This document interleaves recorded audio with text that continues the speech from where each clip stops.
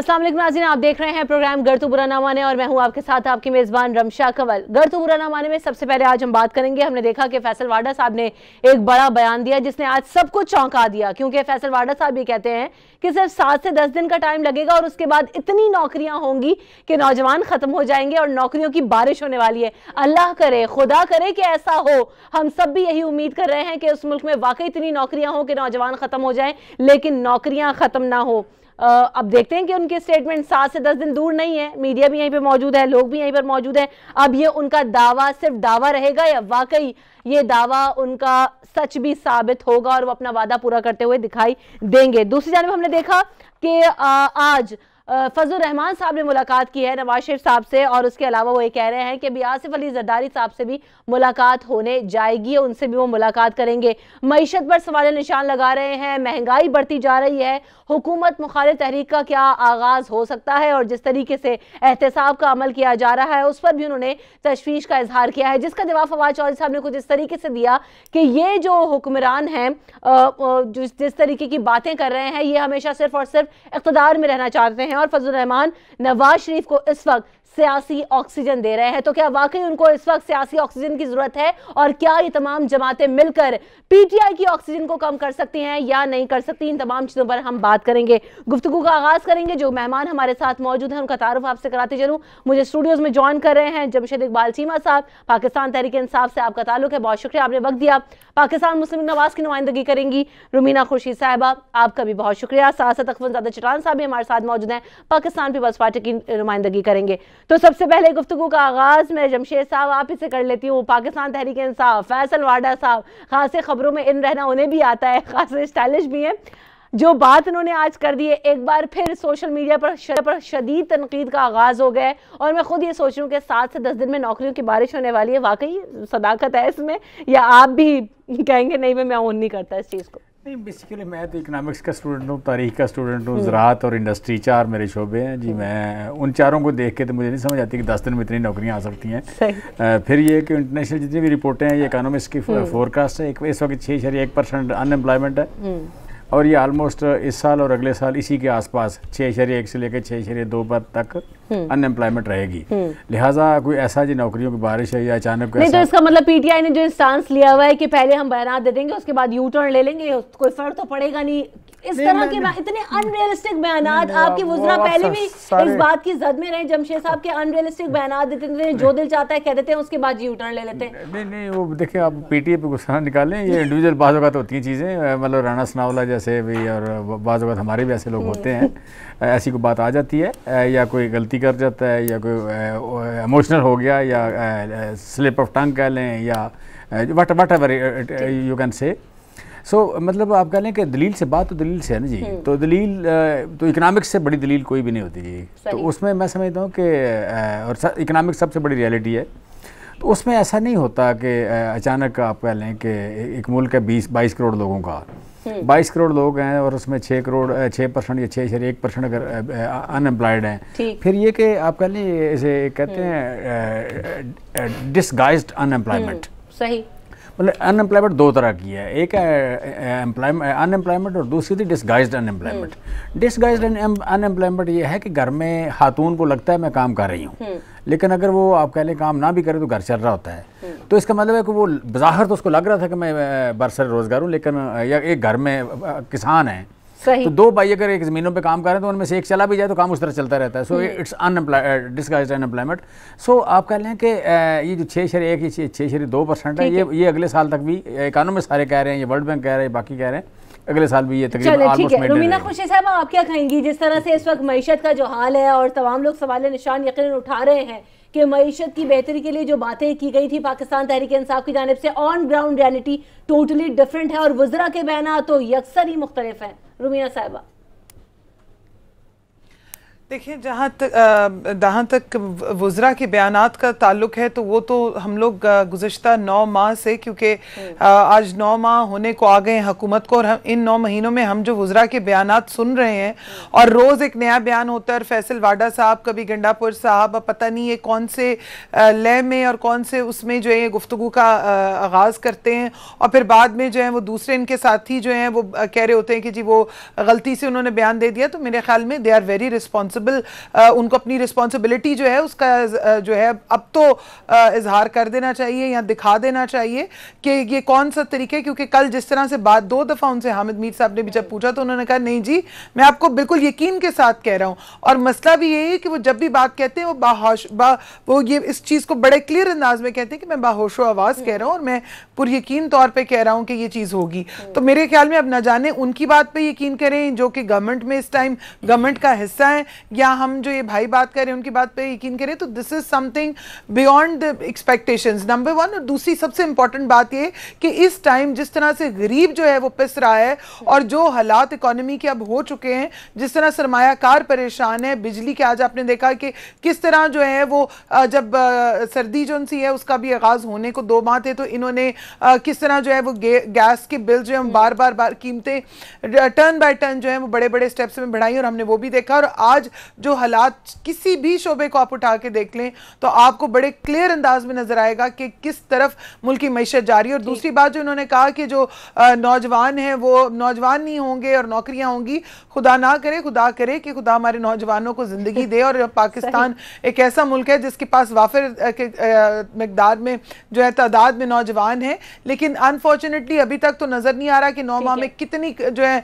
करोड़ों के हिसाब से या हजारों के हिसाब से नौकरियां कहां पे मिली हैं, क्या हुआ है। बल्कि मुझे तो लगता है जो लोग रोजगार थे वो भी बेरोजगार होते जा रहे हैं, क्योंकि जो मंथली बजट है वो जिस तरह हर एक बंदे का जो है वो डिस्टर्ब हो चुका है। तो मेरे ख्याल में ये एक बहुत बड़ा सवालिया निशान दिन ब दिन जो है वो बन रहा है। बात कर रही है कि बिजली महंगी हो गई, गैस महंगी हो गई, पेट्रोल महंगा हो गया, सोने की कीमतें, डॉलर की कीमतें आसमान को पहुंच गई। इन हालात में इस तरह की बातें करना यकीनन अपना मजाक खुद उड़वाने वाली बात है। अहमद चौहान साहब, आप क्या कहेंगे? चलें, इन सारी बातों को हम कह भी देते हैं कि शायद वो जज्बात में कह गए जिस तरह जमशेद साहब कह रहे हैं, लेकिन वो कहते हैं कि स्टॉक मार्केट चंद हफ्तों में बड़ी बेहतर हो जाएगी, प्रॉपर्टी सेक्टर में बड़ा इंप्रूवमेंट आ जाएगी, सनती शोबे में काम हो जाएगा, सब अच्छा हो जाएगा।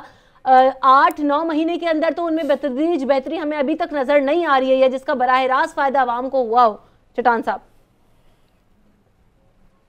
बिस्मिल्लाहिर्रहमानिर्रहीम। रमशा, अगर आप हमारे और इन लोगों का डिबेट देख ले इलेक्शन से पहले, जो ये लोग दावे करते थे कि हम 1 करोड़ नौकरियां देंगे, 50 लाख घर देंगे, गरीब आवाम पे हम इनडायरेक्ट टैक्स नहीं लगाएंगे, हम 8,000 रुपये लाएंगे, तो हम इनसे एक सवाल पूछते थे। वो एक कवाली गा रहा था कि मैं मदीने जाऊंगा, मैं मदीने आऊंगा, मैं मदीने जाऊंगा, मैं मदीने आऊंगा। किसी ने पूछा भाई किराया कहाँ से लाएंगे जो आप इतने बार आएंगे जाएंगे? हम इन लोगों से ये पूछते थे कि भाई ये सारे काम आप कहाँ से करेंगे, पैसा कहाँ से आएगा?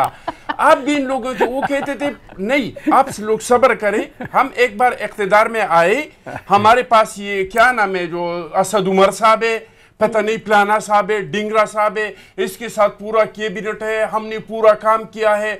और वादा ये था कौम के साथ कि 100 दिन के अंदर अंदर आप लोगों को इंडिकेटर्स मिल जाएंगे, आप लोगों को यकीन हो जाएगा कि पीटीआई ने जो वादे किए थे वो सच थे और हम इस तरफ जा रहे हैं। अब साल पूरा हो रहे हैं, 100 दिन तो पूरा हो गई। कभी ये लोग अंडे पे जाते हैं, कभी मुर्गी पे जाते हैं, कभी कट्टे पे जाते हैं, कभी बकरी पे जाते हैं। लेकिन हालात ये है कि उन्होंने 2 बातें सच की थी। एक ये कि आप लोग बहुत जल्द सुनेंगे कि तेल निकलेगा, अवाम का तेल निकल रहा है, और दूसरा इन्होंने जो कहा था कि चीखी निकाल देंगे, तो आप लोगों को चीखी निकल रही हैं। ऐसा कोई उम्मीद का किरण नजर नहीं आ रहा है कि बंदा समझे कि चलो ये सख्त हालात है तो 1 साल तक होंगे, 1 साल के बाद हालात बेहतर हो जाएंगे। लेकिन अखबार साहब सारी तनकीद के बावजूद ना सिर्फ आवाम की चीखें तो निकल रही है, लेकिन पाकिस्तान पीपल्स पार्टी और पाकिस्तान मुस्लिम लीग नवाज को खासे तहफ्फुज़ात हैं। जिस तरीके से नैब में उनके केसेस हैं और रेफरेंसेस का वो सामना कर रहे हैं, खासी तनकीद PMLN भी कर रही है कि बायस्ड एहतसाब हो रहा है, और पाकिस्तान पीपल्स पार्टी का भी यही वर्जन है कि हमें जिस तरह से एहतसाब और करप्शन के खिलाफ मुहिम का हमारे आगाज़ किया हुआ है वो बिल्कुल डिफरेंट है और हमारे लिए बिल्कुल अलग है, तो चीखें तो यहाँ से भी निकल रही हैं। देखिए जी, अपोजिशन 4 बातों का मुतालबा है और अगर ये लोग पार्लियामान के अंदर हमारे मसाइल को हल नहीं करेंगे तो इस 4 बातों पे अगर हमें सड़कों पे भी आना पड़ा तो हम आएंगे। वो 4 बात क्या है? एक तो जो दांधलीज़दा इलेक्शन है इसके हम तहकीकात चाहते हैं पार्लिमानी कमेटी के जरिए। दूसरा, हम एहतसाब का इदारा चाहते हैं जो क्रॉस द बोर्ड एहतसाब करे। अगर ये लोग इस तरह का इदारा बनाना नहीं चाहते, मौजूदा कवानीन पे ये एहतसाब करना चाहते हैं, मौजूदा कवानीन पे भी हम तैयार है, लेकिन सबके साथ एहतसाब का इदारा नया बाबरी लोगों की जमात ने तख्लीक किया, पाकिस्तान तहरीक इंसाफ ने तो बनाया नहीं है। देखिए जी, इस पे ये मौजूदा कानून पे भी हम तैयार है, लेकिन ये क्या मसला हुआ कि इधर जरदारी साहब पेश हो रहे हैं, परियाल बीबी पेश हो रही है, यहाँ पे आसिफ साहब पेश हो रहे हैं, यहाँ पे दूसरा, यहाँ पे तीसरा पोजीशन का अभी तक एक बार भी इमरान नियाज़ी को पेश नहीं किया, एक बार भी परवेज खट्टक को पेश नहीं किया। 26 लोग इन लोगों के ऐसे हैं इनके कोलिशन में और इनके जो फेडरल मिनिस्टर है, जो सेक्रेटरी हैं, हम तो कहते हैं सबके साथ एक जैसा करो। हम तो ये नहीं चाहते कि एहतसाब नहीं करो, हम ये चाहते हैं एहतसाब करो, क्रॉस द बोर्ड करो, जज का करो, जर्नल का करो, जर्नलिस्ट का करो, हमारा भी करो, अपना भी करो। ये चोर ढूंढते हैं लेकिन अपने बगल में नहीं ढूंढते हैं, ये दूर दूर जाके चोरों को ढूंढते हैं कि हम अमेरिका में पकड़ेंगे, हम जापान में पकड़ेंगे। जनाब मोहतरम इमरान नियाज़ी साहब, अपने दाई बाई देख ले, आपको बहुत सारे चोर नजर आ जाएंगे। पहले इन चोरों को पकड़े, जुबैदा जलाल को पकड़े, परवेज खट्टक को पकड़े, ये जो KPK का चीफ मिनिस्टर है महमूद खान को पकड़े, ये जो आपका पंजाब का जो स्पीकर है इनको पकड़े। चले, यानी अपने लोगों को भी देखिए जरा। जमशेद साहब, बारहा ये बात होती रही है, लेकिन एक और सवाल ये है, हम अब दोबारा उसी जाने बात ये भी बहुत ज्यादा हो रही है जो अखवंदादा साहब ने भी जिसकी तरफ निशानदेही की कि 100 डेज प्लान की आप लोगों ने बात की, उसके बाद टफ टाइम पाकिस्तान तहरीक इंसाफ ने खुद ऐसे क्रिएट किया था कि वाकई तब्दीली नजर आएगी, नया पाकिस्तान होगा, बहुत बेहतरी होगी, लेकिन अवाम शदीद मायूस है। आप नहीं समझते कि पाकिस्तान तहरीक इंसाफ को इसका शदीद नुकसान होगा? बिजली महंगी हो गई, गैस महंगी हो गई, डॉलर की कीमतें, सोना महंगा हो गया, आम जो अशिया खुरनोश हैं वो तमाम चीजें महंगी हो गई, रमजान आ रहे हैं आगे, वहां तो फिर कुछ एक्सपेक्ट करना ही इस वक्त बेकार है। जमशेद साहब, ऐसे हालात में देखें, बेसिकली जो पहली बात है ना, आप कह लें ये नौकरियों वाली बात, मतलब फैसल वावड़ा साहब वाली बात की, और उन्होंने कहा कि 7-8 दिन में वो, चलो आप कह लें जिस तरह पहले बात हो गई, बाकी जितनी बातें हमने की हैं वो हम उनके साथ कमिटेड हैं। मतलब इकानमी की बात कर लें तो इकानमी में हमने ट्रेड डेफिसिट कम किया है, हमने इंपोर्ट कम की है, एक्सपोर्ट बढ़ी है हमारी और काफ़ी सालों बाद बढ़ी है। सर जरा सुन लेना, सुन लेना जरा, सुन लेना ना यार, ब्रेक तो लगाओ ना यार पठान, ब्रेक तो लगाओ ना, बात करने दो ना, हक है, मेरा भी हक है। आप दो बंदे बात करते हैं, मुझे एक तो बात करें, लेकिन फिगर्स के साथ, सबूत के साथ करें, ऐसा तो नहीं करें। क्या हुआ मैं बात करें कि बड़े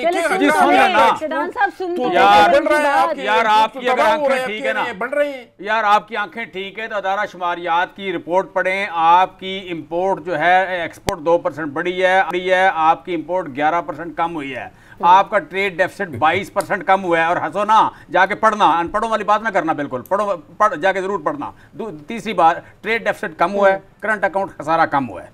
करंट अकाउंट खसारा, दो सबसे बड़ी बुराइयां थी, दोनों कम हुई हैं। और तीसरी बात कि हमने आपका लेके बिजली सस्ती की है इंडस्ट्री को, हमने किसान को बिजली सस्ती की है। आपके इकोनॉमी में कंट्रीब्यूटर फैक्टर जो है, एक बात होती है, एक आपकी SME है, तीसरा आपका लार्ज स्केल मैन्युफैक्चरिंग है, चौथा आपका सर्विसेज सेक्टर होता है। सो हमने चारों जगह लोन्स बढ़ाए, अपना कर्जे बढ़ाए हैं, और चारों जगह मतलब किसान की बिजली 10 रुपये यूनिट थी, 5 रुपये यूनिट की हमने। आपका लिए बिजली इंडस्ट्री की सस्ती की और गैस सस्ती की, स्पेशली तो यानी जमशेद साहब, बाकी लोगों पर बोझ डाल के आपने कुछ सर्टेन कम्युनिटी को जो है फैसिलिटेट कर दिया। बात तो ये हुई। जब आप देखें, इंपॉर्टेंट बात ये है कि जब आप रोजगार की बात करते हैं तो आपने रोजगार जब देना है तो आपने इंडस्ट्री को प्रमोट करना है, आपने सर्विसेज सेक्टर को सपोर्ट करना है, आपने ज़राअत को एक्सपोर्ट सपोर्ट करना है, क्योंकि आपकी सारी वजह, लेकिन आम आदमी की जेब काट के थोड़ी इंडस्ट्री को सपोर्ट करना है। बिल्कुल है, वजह है, इंडस्ट्री भी नहीं चलती जब ज़राअत आपकी नहीं चलती, आपकी इंडस्ट्री भी नहीं चलती, वजह है, लेकिन आम आदमी की जेब काट के थोड़ी उनको फैसिलिटेट करना है। ब्रेक मैं ले लूं, ब्रेक लेने दीजिए, मैं आपसे ही बात शुरू कर देती हूँ, आप उसको कंप्लीट जरूर कीजिएगा, जवाब भी जरूर दीजिएगा कि आम आदमी की जेब काट के कैसे आप किसी कम्युनिटी को फैसिलिटेट कर रहे हैं। लोग तो ये सवाल उठा रहे हैं। ब्रेक लेते हैं, ब्रेक के बाद दोबारा हाजिर होंगे, हमारे साथ रहिए।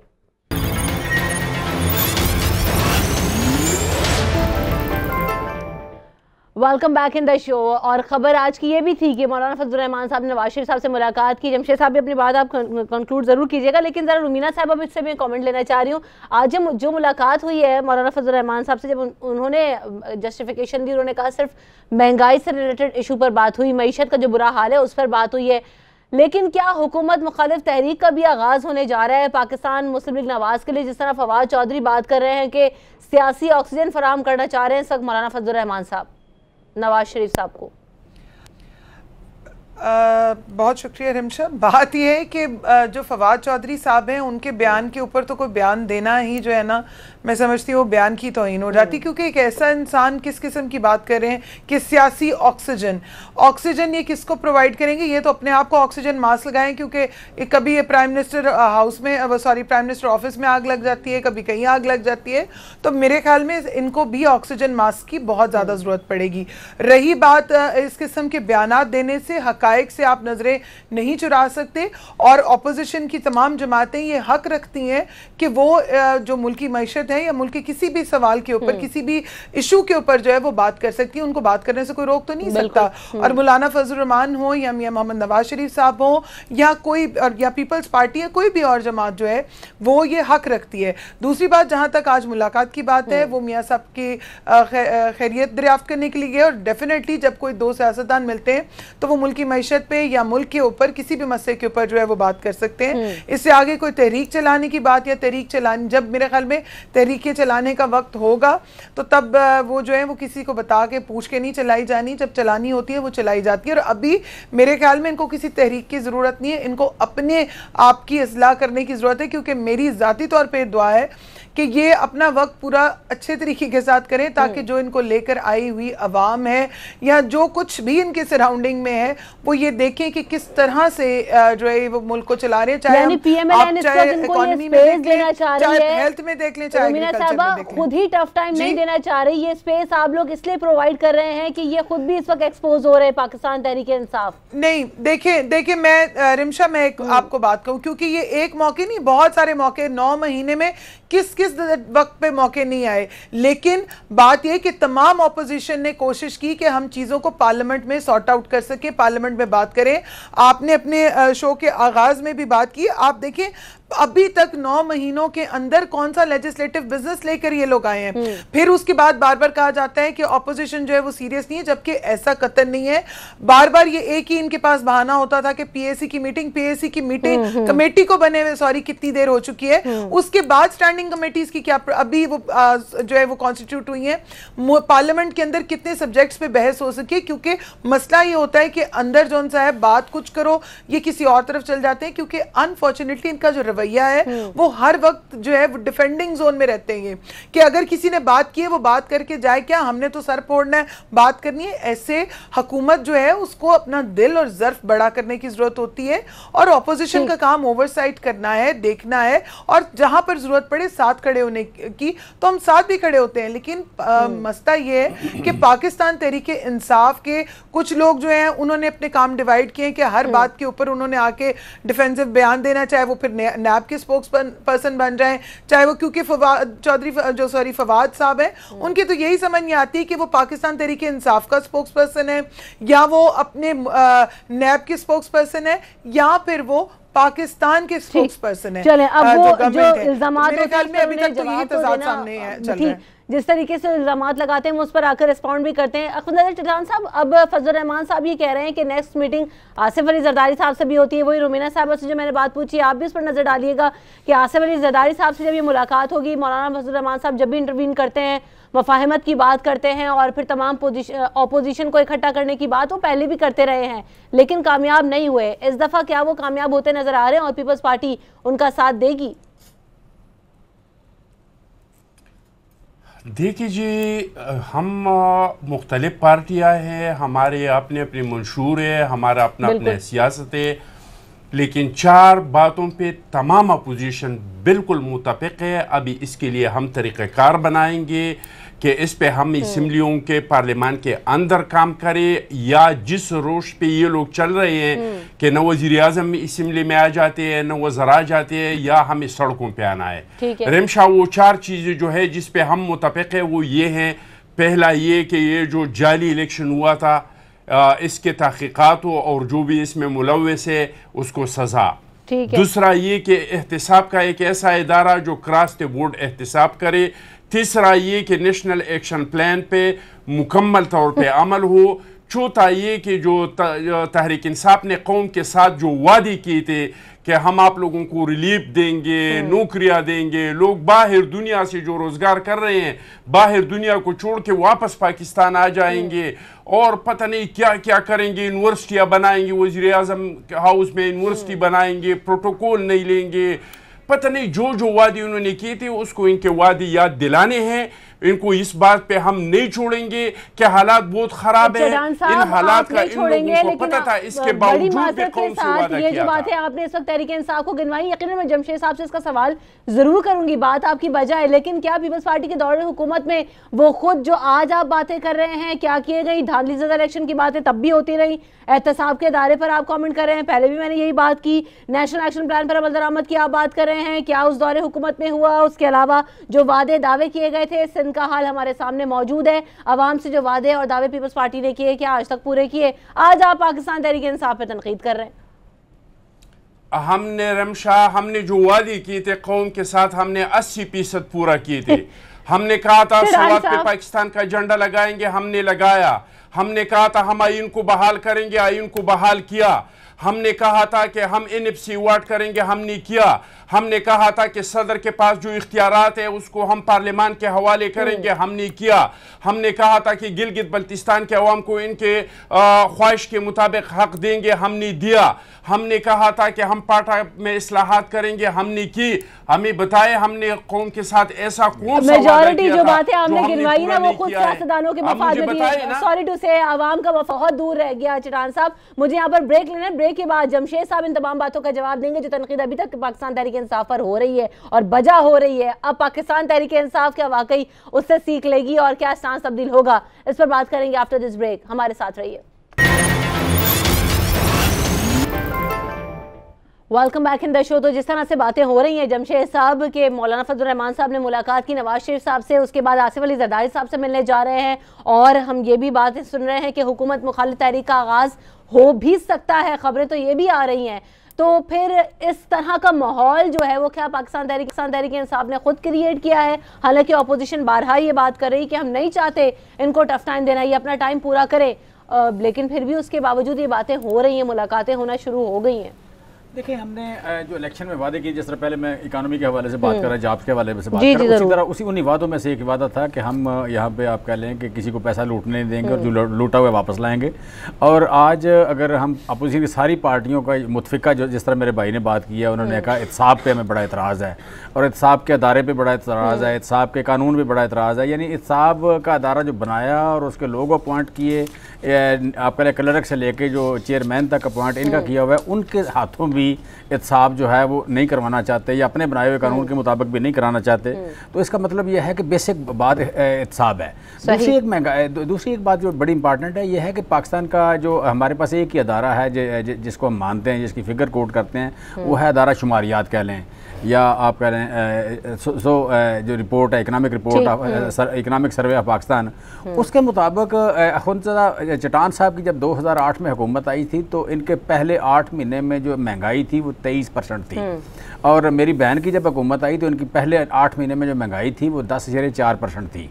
और उस रिपोर्ट के मुताबिक वो अगर सच्ची थी तो, और उसी रिपोर्ट के मुताबिक हमारी जो महंगाई है वो 9.6% है। सो बेसिकली मतलब ये पहला तो मैं समझता हूँ गलतफहमी दूर कर लेनी चाहिए कि बेड़ा गर्क कर दिया, डबो दिया, अनाड़ी थे, ये थे, वो थे। जनाब 23, 10.5 और 9.5।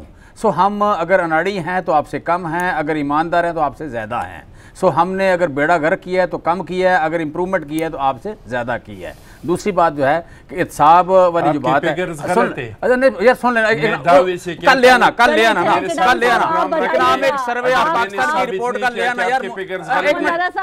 बात करने दे यार, ये प्लीज इस तरह ना करें। आप जरूर बताइएगा, आप जो बात कह रहे हैं सुन लीजिए जमशेद साहब। सो ये इकोनॉमिक सर्वे ऑफ पाकिस्तान की रिपोर्ट है, वो कल ले आना, उस पर बात हो जाएगी। ये मेरी फिगर गलत हो तो मैं जो सजा मेरा भाई देगा मैं ले लूंगा, ठीक है, मैं मान लूंगा, इसको सर नीचा कर दूंगा।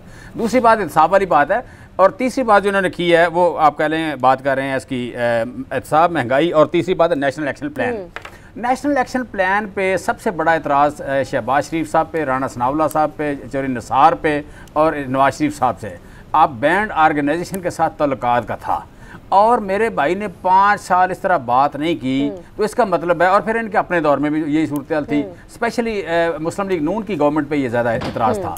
तो अगर उन्होंने ये बात नहीं की तो इसका मतलब ये भी इशू नहीं है। इशू सिर्फ और सिर्फ ये है कि जो पैसे अगर मतलब आप कह लें ओमनी ग्रुप की बात कर लें, यान अली के अकाउंट और बिलावल साहब का अकाउंट अगर एक हो, या आपके हथौड़े वाला और आपके फैक्ट्रियों के मैनेजर जो हैं वो 42 चक्कर, 45 चक्कर, 48 चक्कर, 63 चक्कर लगाएं, दुबई पैसे लेके जाएं, 60 लोग आपके कैरियर हों, लांचें आपकी जा रही हों, 38 पॉइंटों से आपकी लांचें चलती हों, तो फिर सर किसी ने इस मुल्क के 22 करोड़ लोगों को आप लूट के कितना खाना चाहते हैं, क्या करना चाहते हैं? आपके पास 1.5 लाख एकड़ जमीन आ गई, 15 शुगर मिलें आ गई, सारे कराची के हाई राइज आपके पास आ गए। भाई आया कहाँ से? जरदारी साहब का गाँव, आज भी मैंने नवाबशाह में गाँव देखा, उस गाँव में दरख्त नहीं है, ठीक है। जो कहते थे क्या नाम है, जतोई साहब को ऊँट चलाया करते, बात तो ठीक थी, आज भी उस गांव में दरख्त नहीं है जो जरदारी साहब का अपना गांव है।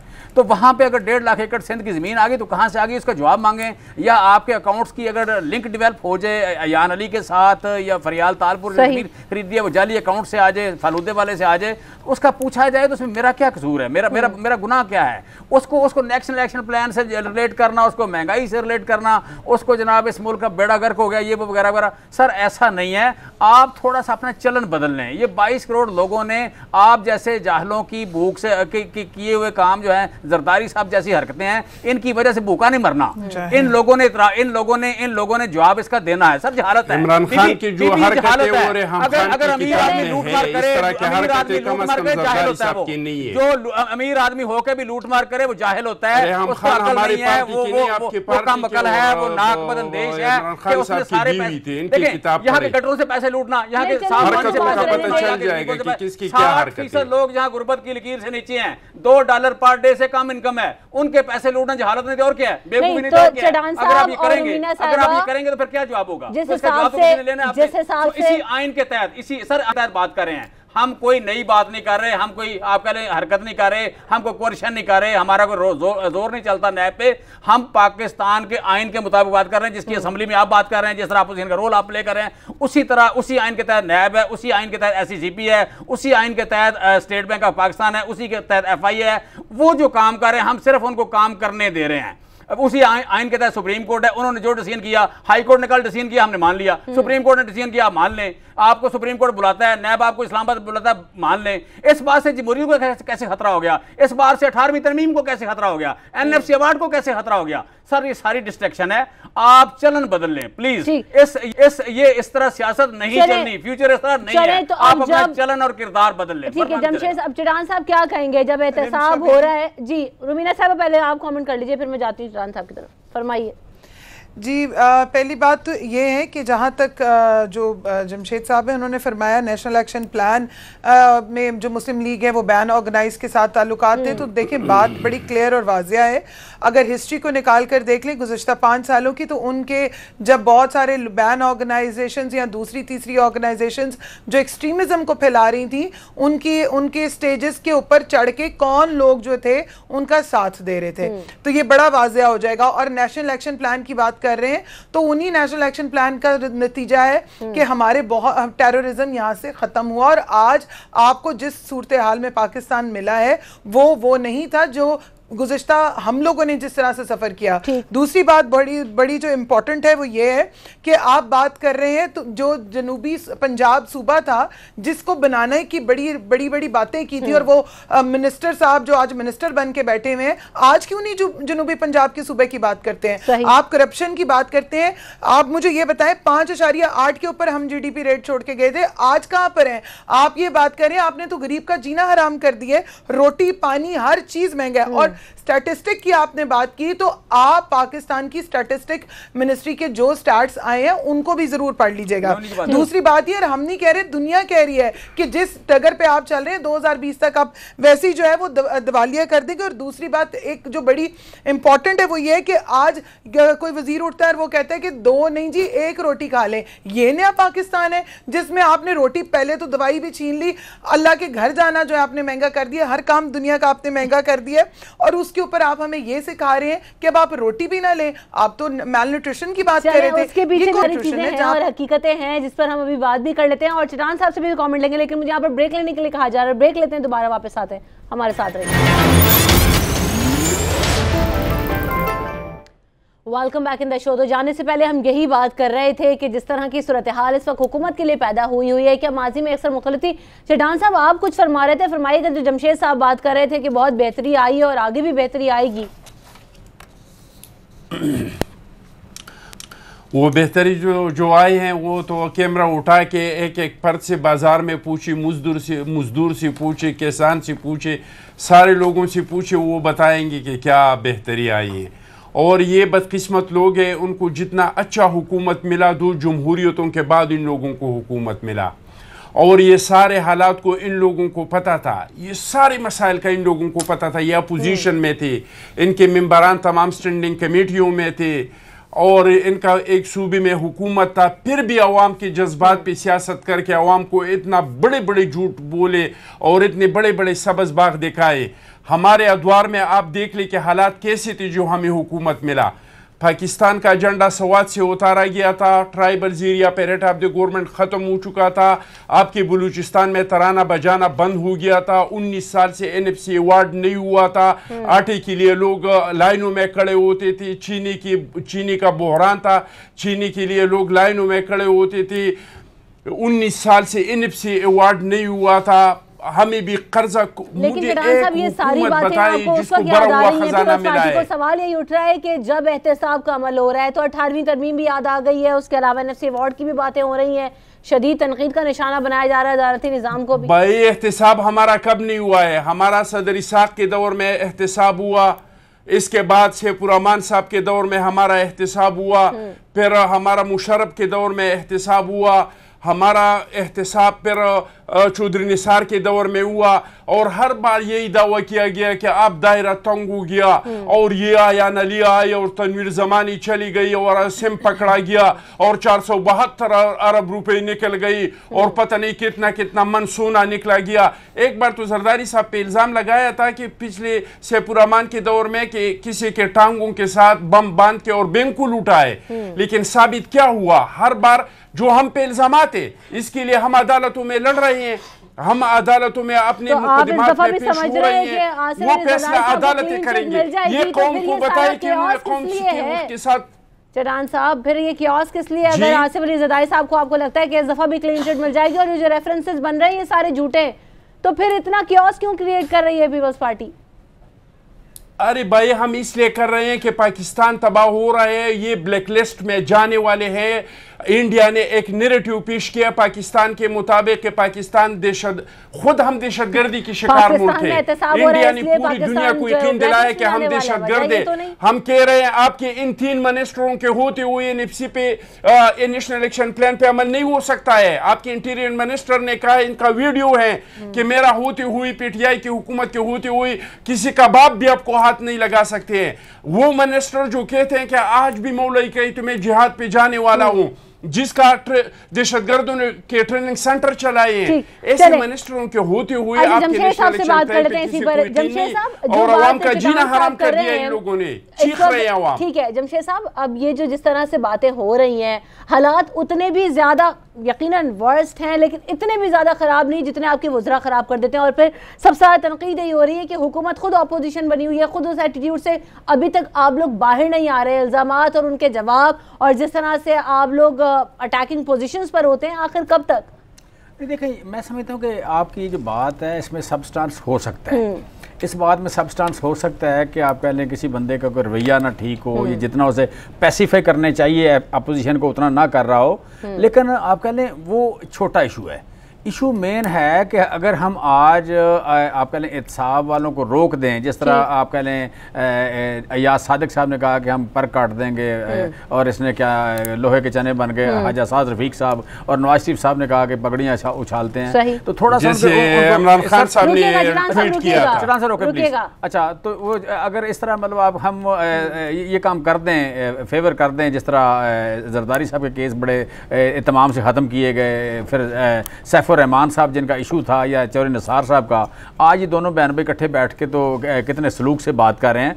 आज जितने भी रेफरेंसेस पीपल्स पार्टी पे हैं, ये आप कह लें कि अल गनी वालों का, गनी मजीद की बात कर लें या ओमनी ग्रुप की बात कर लें, दूसरी बात कर लें, ये चौधरी निसार साहब बातें किया करते थे। डॉक्टर आसम को किसने पकड़ा था और शर्जील मेमन को किसने पकड़ा, उसकी लांचें किसने पकड़ी, तो सारी कंटिन्यूटी है। और आज जरदारी साहब अगर 10% है या 30% है, जो कुछ भी हैं वो ये लकब दिया हुआ मुस्लिम लीग नून का है।